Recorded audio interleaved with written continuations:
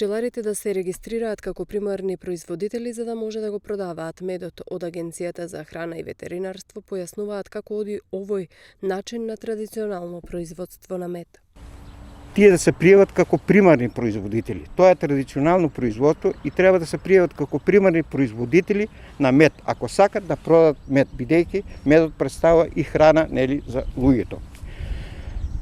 Тоа не се некакви големи објекти, него се објекти каде што можат да се одржат хигиенските мерки и да бидат запазени сите биосигурносни мерки на објект, на самиот објект.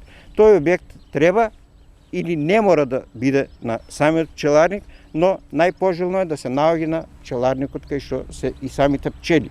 За оние кои немаат земјиште да ги постават своите пчеларници објекти за собирање, може да изнајмат државно земјиште.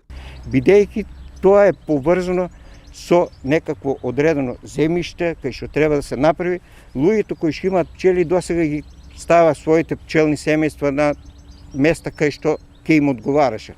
Но би кажал дека се повеќе и повеќе тоа го регулираат на начин како што е пропишано по законот, да се земат под концесија земјиште, ако веќе немаат свое земјиште, преку